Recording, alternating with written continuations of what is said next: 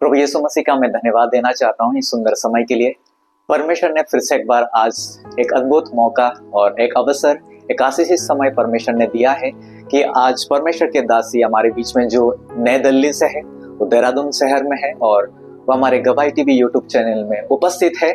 मैं परमेश्वर को हृदय से धन्यवाद देना चाहता हूँ। मैं समय को ना गवाते हुए मैं आगे के समय में आंटी जी को, परमेश्वर के जो दासी है हमारे बीच में है, अपना परिचय के साथ और उनकी जो परमेश्वर ने एक एक छोटे से लेकर बड़े तक जो गवाही को उत्पन्न किया है, जो परमेश्वर ने उनके जीवन में चमत्कार और प्रभु ने उनको अद्भुत रीति से जो उनके जीवन को बदला है और अपनी महिमा के लिए उनके जीवन, उनके पूरे परिवार को जो परमेश्वर इस्तेमाल कर रहे, वो तमाम गवाही को हम ध्यान से सुनेंगे। और प्रियो, एक बात को मैं बताना चाहता हूँ आप लोगों को, जब वो अपना परिचय के साथ अपनी गवाही को हमारे बीच में रखते हैं, मैं आप सबसे अनुरोध करना चाहता हूँ शुरू से लेकर अंत तक उनकी गवाही को आप सुनिएगा, क्योंकि परमेश्वर उनकी जीवित गवाही के द्वारा हम सब लोगों को आशीषित करने वाले। हालेलुया। अपने हृदय को आप तैयार करिए और उनकी अद्भुत गवाही को हम आगे सुनेंगे। मैं आगे के समय परमेश्वर के दासी को मैं देना चाहूंगा। सबको जय मसीह की। और मेरा नाम अनीता विल्सन है और मैं दिल्ली से देहरादून आई हूँ और मेरी जीवन की बहुत गवाही है। मेरे को ये 15-16 साल से इंतजार था, क्योंकि मेरी जिंदगी में बड़ी बड़ी गवाही है और मैं देना चाहती थी कि मेरी ये गवाही पहुंचे। पर मैं देहरादून में आई, परमेश्वर ने ये कार्य पूरा करा। अब मैं गवाही देना चाहती हूँ कि मैं शालीमार में मैंने मकान लिया था और मेरा एक कमरा था और उधर मेरे बच्चे बड़े होते चले गए, अच्छे स्कूल में पढ़े। मैं इतनी पढ़ी लिखी नहीं थी। मैंने प्रभु ने सब कुछ उनको अच्छे स्कूल में पढ़ाया। मंडी में काम अच्छा था मेरा आदमी का। और जब हमने वो मकान लिया, हमारा कर्जा हो गया था 50,000। काम फिर ठप हो गया, फिर दुखी हो गए। कैसे? मैंने खुद काम करा, चादरें बेची, ये करी। मेरे हस्बैंड बहुत परेशान हो गए। मैंने बच्चों को कॉन्वेंट में डाला हुआ था, मैंने कॉन्वेंट से निकाल के फिर सरकारी में डाला, क्योंकि मेरे में ऐसा आ गया था एक दौर। फिर दौर आया, पर मैंने प्रभु को नहीं छोड़ा, प्रभु पे विश्वास रखा। और फिर मेरे बीच में काम चला और फिर मेरे बच्चों को फिर मैंने कॉन्वेंट में डाला, फिर अच्छे स्कूल में डाला। फिर प्रभु ने मैंने उनको ऐसे करा। फिर क्या हुआ? फिर ये हुआ, मेरा मकान बनना था, मेरे पास पैसे नहीं थे। तो एक बार डीडीए के मकान भरने थे, मेरे पास पैसे नहीं थे। मैंने अपने आदमी की, हस्बैंड की अंगूठी बेच के 3,000 की मैंने 3,000 का फार्म भरा। जब मेरी लड़की छोटी थी, होने वाली थी, वो 25 साल बाद वो मकान निकला डीडीए का। और वो मकान के लिए पैसे नहीं थे हमारे पास।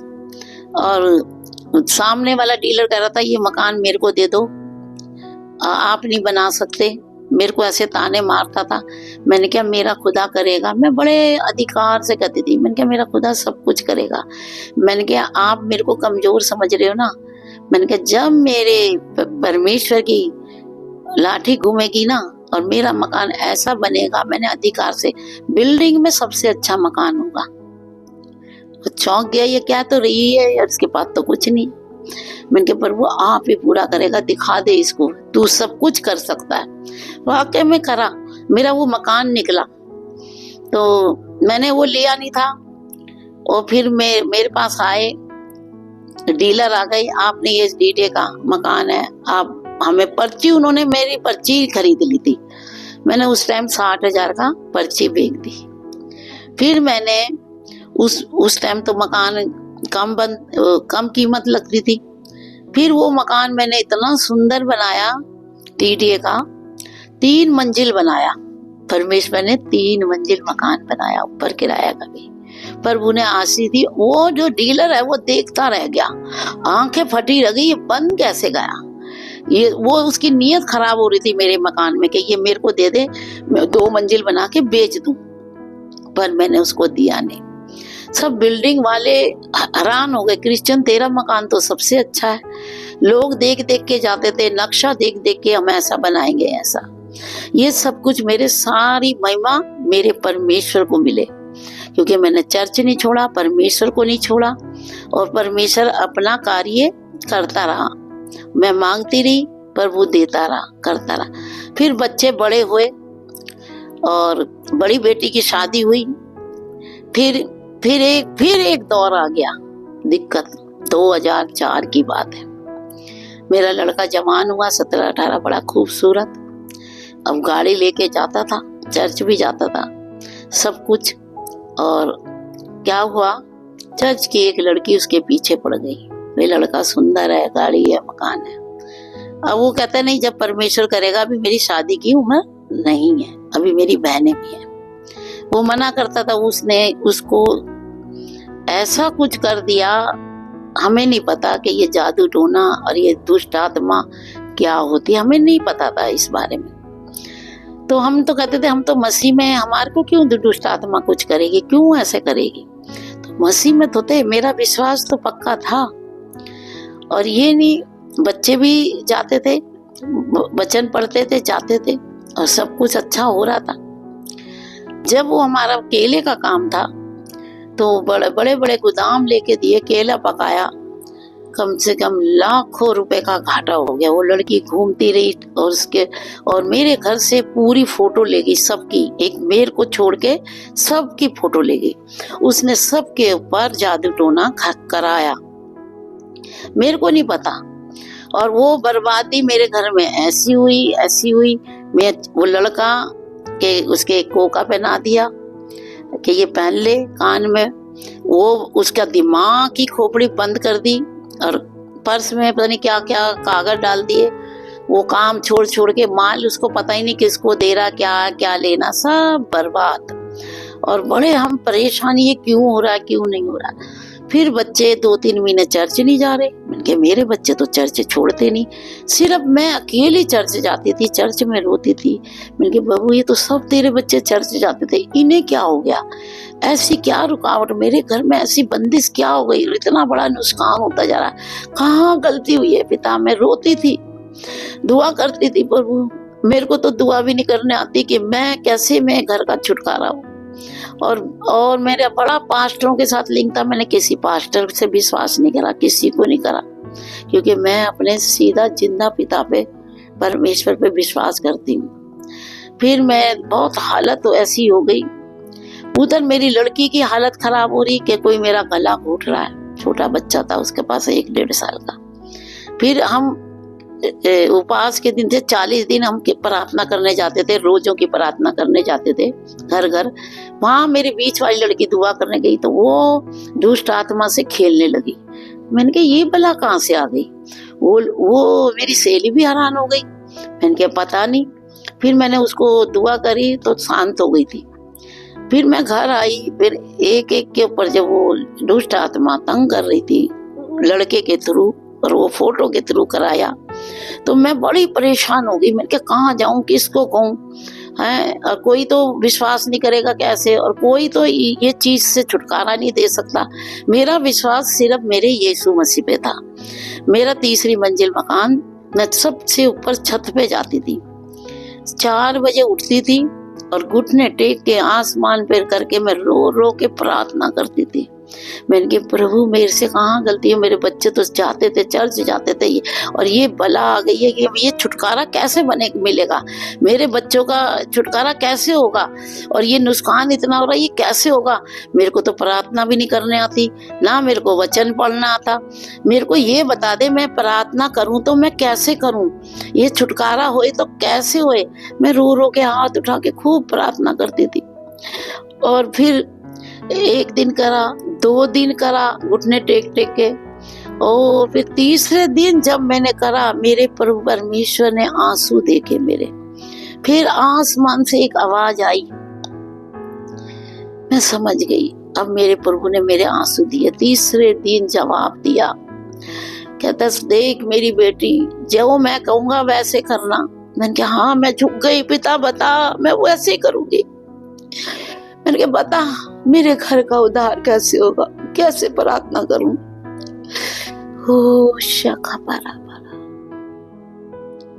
प्रभु ने कहा 7 दिन उपवास रख के प्रार्थना कर, बाहर नहीं निकलना, और अपनी बड़ी बेटी को भी बुला ले, ऊपर का घर दे दे।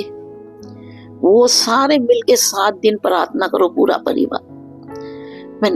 मैं तेरा 7वें दिन छुटकारा दूंगा और तेरे घर का उद्धार करूंगा।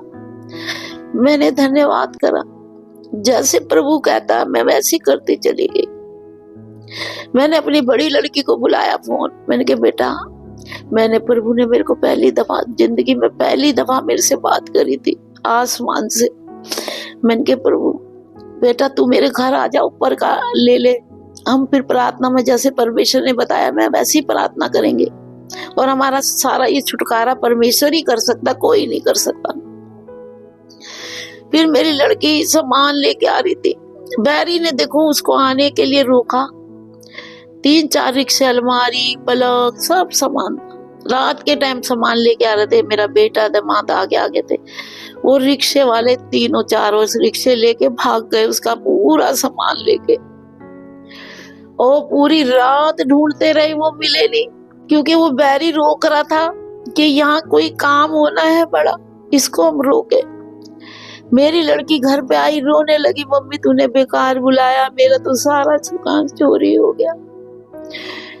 मैंने कहा बेटा परमेश्वर और दे देगा सामान, मैं और दे दूंगी। मेरा पलंग था, मैंने ये ले ले, मैं तेरे को दूंगी, सामान की चिंता मत कर।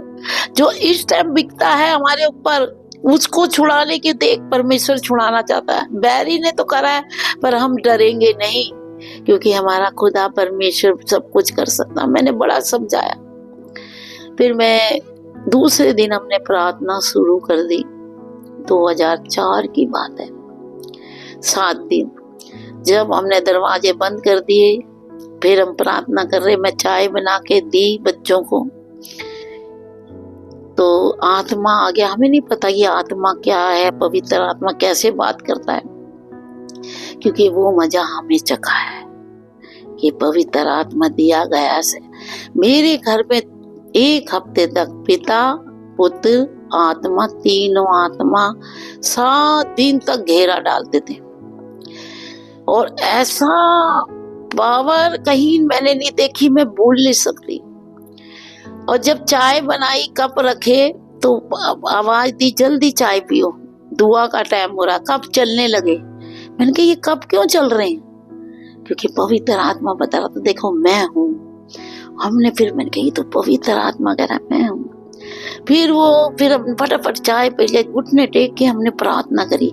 वो बताता गया वचन से, ऐसे करो, ऐसे करो, एक को करा, तेल डालो, अभिषेक करा, पानी पिलाओ, ये ऐसे करो। वो एक को छुटकारा देता चला गया। और हमें अन्य भाषा का वरदान नहीं पता था कैसे। हमने चेन मान के अन्य भाषा का वरदान मांगा, और अन्य भाषा से जो प्रार्थना करते थे परमेश्वर इतना पसंद होता था, इतना और इतनी स्तुति आराधना करते थे, वो परमेश्वर छा जाता था उस घर में। हमने किसी को नहीं बताया ना कुछ, और वो चलता रहा, ऐसे बताता रहा कि ऐसे करो, ऐसे करो। लास्ट में मेरा बेटा रह गया 5वें दिन। फिर उसको परमेश्वर ने कहा इसका जो बांधा हुआ है, इसका दिमाग ये वो का उतारो, वो उतारा। फिर इसका पर्स देखो, वो उसके अंदर जो गंदी आत्मा थी वो बोल रही थी औरत की, इसको मेरे शादी करेगा नहीं तो इसको मैं मार दूंगी। हैं?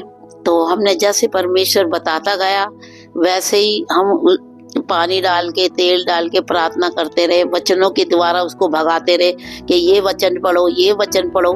और दुष्ट आत्मा के सारे वचन पढ़ते गए और उसको छुटकारा मिलेगा। वो चीखता चिल्लाता था। फिर वो कोका और कागज से जो जादू टोने के वो पर्चे निकाली। फिर परमेश्वर ने कहा इसको जला के फेंक दो नाली में। फिर वो भी सही हुआ। और प्रभु ने मेरे घर का 6ठे दिन छुटकारा दिया। और हम इतने आत्मा में भरते गए, और रात को दिन में उठाता था और एक के ऊपर आत्मा आता था, और वचन आत्मा अंदर से होके वो वचन देता था और सिखाता था कि ऐसे सीख जाओ। और अब वो तुम पे भारी नहीं होगी, अब तुम भारी होगे, अब तुम इस्तेमाल होगे, है ना।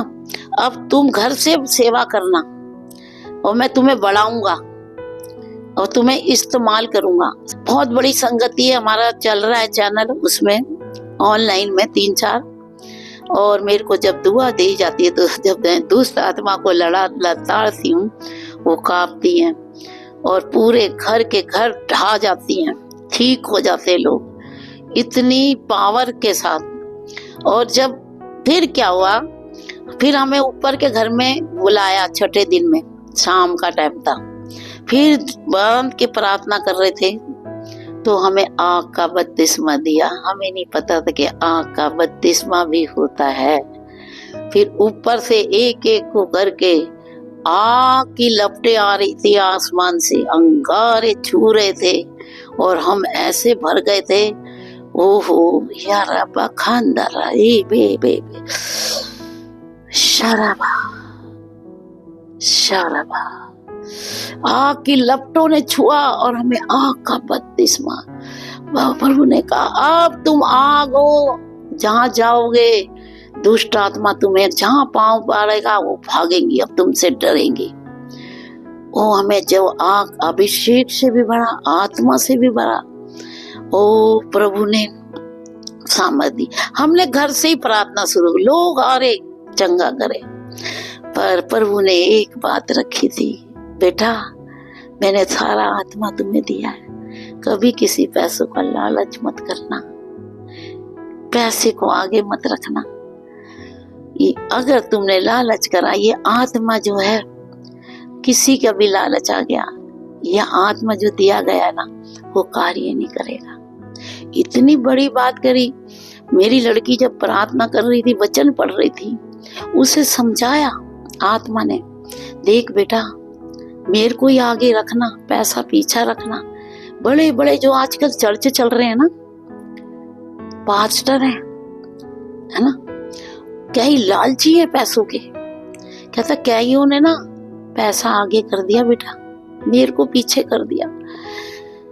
कहता मेरे को तुम मत करना ऐसे। हमने कहा नहीं प्रभु हम नहीं करेंगे।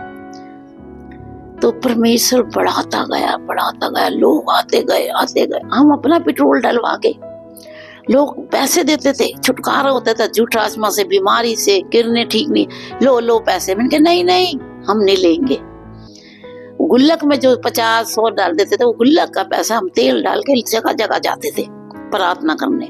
इधर बुला रहे हैं, जमुना पार जा रहे हैं। जब तक बच्चों की शादी नहीं हुई हम बढ़ते गए। लोग हर शनिवार मेरे घर में प्रार्थना होती थी, लोगों की छुटकारे की प्रार्थना रखी और प्रभु इस्तेमाल करता गया आपकी तरह। लोग चंगाई होते गए। फिर बीच में फिर ठहराव हो गए, बच्चे बड़े हो गए, शादी हो गई, लड़के की भी लड़की की भी, सबकी हो गई। अब सब अपने अपने घर के हुए। दुआ तो करते थे, कभी कभी इकट्ठे होते थे। तो क्या हुआ, जब इकट्ठे होते थे और मैं फिर अकेली रह गई, मैंने क्या चले गए। लड़का मेरा बाहर बिजनेस करने चला गया था, तो फिर मैं तो अकेली प्रार्थना करती रहती थी। चलो फिर मैंने वहां का मकान बेच के मैंने कैंप में मकान लिया।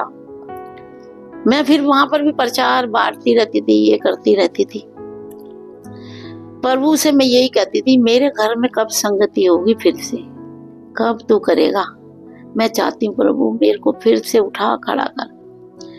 फिर मेरे को जब 2 लड़कियां दे दी थी हर्बल लाइन में, तो मेरा पीछे रुक गया था काम, क्योंकि फिर दोबारा जब मेरे को परमेश्वर ने बुलाया, सब कुछ छोड़ के आ जा, मैं आ गई।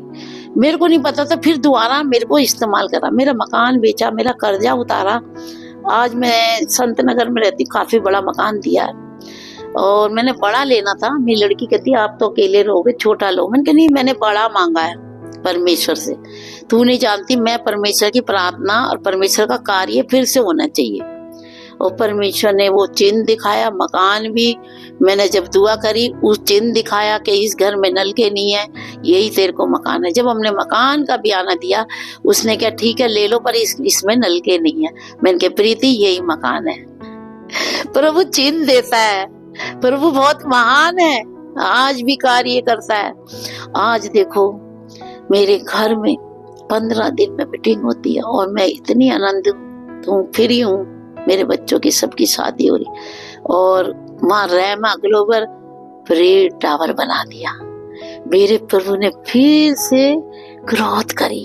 परमेश्वर के दासी को मैं धन्यवाद देना चाहता हूँ उनके अद्भुत गवाही के लिए, जो हमारे बीच में अपनी जीवित गवाही को हमारे बीच में रखे हैं। परमेश्वर उन्हें आशीष दे और मैं उनको हृदय से धन्यवाद देना चाहता हूँ। अपना कीमती समय न्यू दिल्ली से देहरादून आकर हमारे गवाही टीवी यूट्यूब चैनल में अपना अद्भुत गवाही को हमारे बीच में जो शेयर किया है, मैं विश्वास करता हूँ उनके गवाही के द्वारा केवल देहरादून में नहीं, उत्तराखंड में नहीं, इंडिया में नहीं, लेकिन ऑल ओवर द वर्ल्ड जितने भी लोग इस गवाही को सुनेंगे, मैं विश्वास करता हूँ परमेश्वर उनके जीवन में काम करेंगे। जैसे मैं पर्सनली आशीषित हुआ हूँ और बहुत सारे लोग उनके गवाही के द्वारा आशीषित होंगे। एट द एंड परमेश्वर को मैं धन्यवाद देना चाहता हूँ और परमेश्वर के दासी आंटी जी को मैं विशेष धन्यवाद देना चाहता हूँ। Thank you.